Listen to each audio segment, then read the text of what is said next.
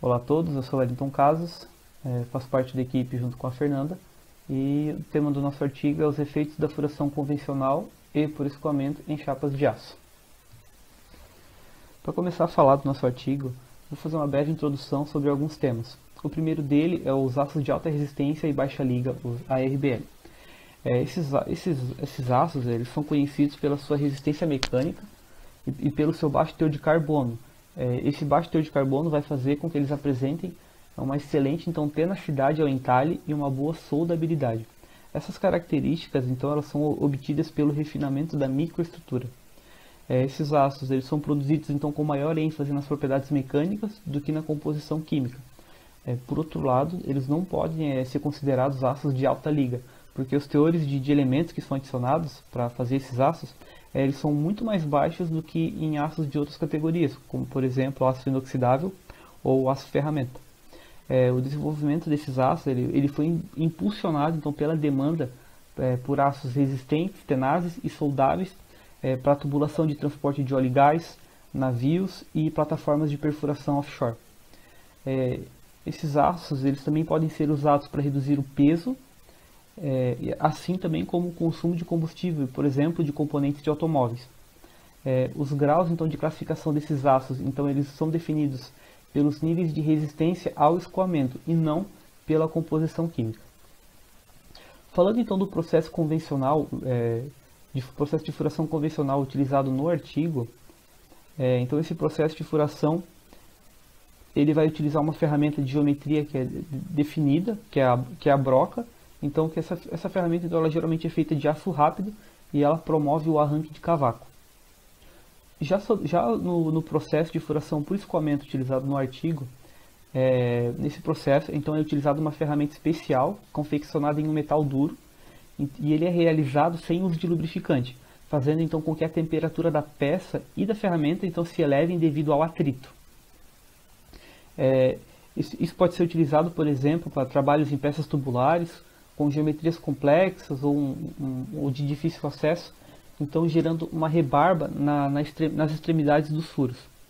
Nos casos dos aços ARBL, quando eles são submetidos então, a altas temperaturas, como observado, por exemplo, na furação por escoamento, a gente percebe que ocorre a recristalização da sua microestrutura na zona termicamente afetada, o que vai acabar influenciando então, o seu limite de resistência.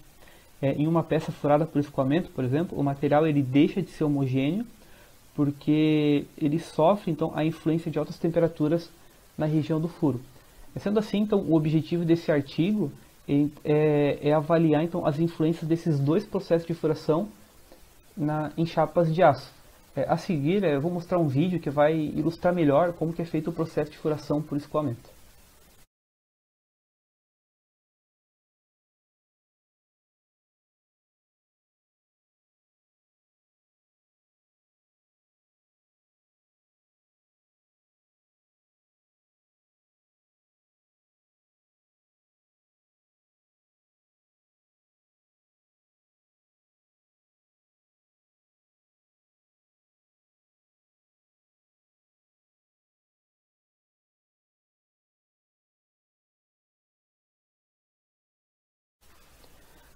Falando então sobre o procedimento experimental, esse experimento então ele consistiu no uso de chapas de aço de alta resistência e baixa liga da série Uzi Minas LN700, que tinham então uma espessura de 4,25 mm. Na tabela 1 a gente consegue ver os valores da composição química medida para o aço LN700, a gente consegue ver o grau em relação ao peso e sua porcentagem. A gente vê que os maiores valores de elementos que foram adicionados nessa liga, a gente tem o nióbio, que vai representar 0,48% do peso total, a gente tem o titânio, que vai representar 0,14%, e a gente tem o carbono, que vão representar 0,11%. Aqui na tabela 2, então, a gente tem os valores das propriedades mecânicas. A gente tem o limite de escoamento, em 792 MPa, a gente tem o limite de resistência à tração, 808 MPa, e a gente tem também o valor de alongamento. Esse alongamento ele representa o aumento percentual do comprimento da peça sob a tração, no momento da ruptura, que vai representar então 13%.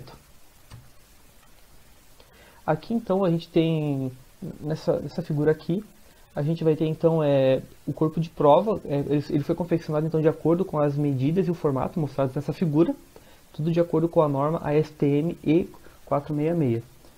E no processo de furação convencional, então foi utilizada uma broca helicoidal de aço rápido com diâmetro de 11 mm, e na furação por escoamento foi usada uma ferramenta feita de metal duro, o K40, com revestimento de nitreto de titânio, também com diâmetro de 11 mm, conforme a figura ao lado, a gente consegue perceber.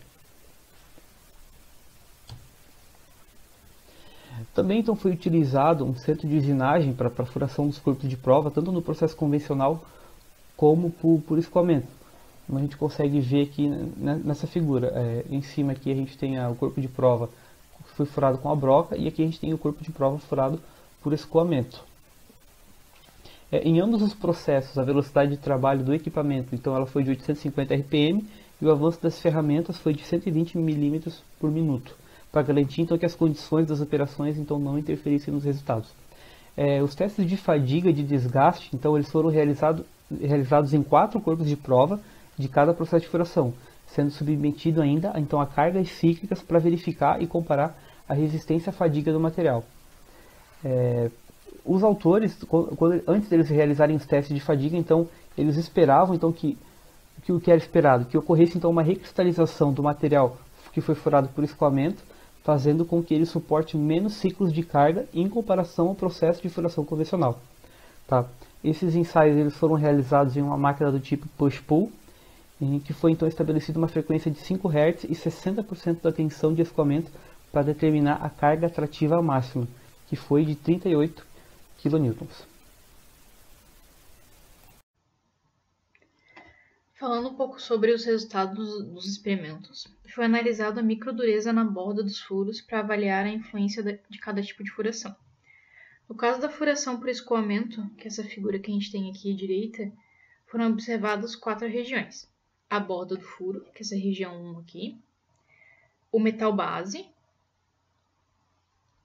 que é essa região 2. Opa, cadê o mouse aqui?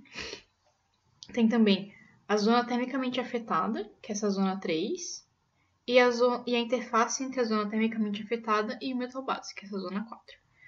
Na furação convencional, só foram observadas a borda do furo, que é essa indicada pelo númerozinho 1 aqui, e o metal base, porque a produção de calor nesse tipo de furação é bem menor, então ele não cria essas zonas termicamente afetadas. Aqui a gente tem os valores de microdureza obtidos em cada processo de furação. A gente consegue observar que as médias elas são um pouco mais altas na peça que teve a furação por escoamento. A gente pode observar aqui que a média na região de borda de furo é um pouco mais alta comparando, e no metal base também ela ficou um pouquinho superior. A gente não tem que comparar esses dois valores do intermediário e da interface, porque não tem nos dois metais, né? Só no por escoamento, daí não tem como comparar. No teste de microdureza, que a gente já falou anteriormente, foi realizado também o ensaio de fadiga em ambos os processos. A gente pode ver que os resultados nessa tabela 4, e a peça com furação por escoamento teve uma resistência 4 vezes maior aos ciclos de fadiga do que a peça com furação convencional. A gente pode ver que as médias foram bem mais altas.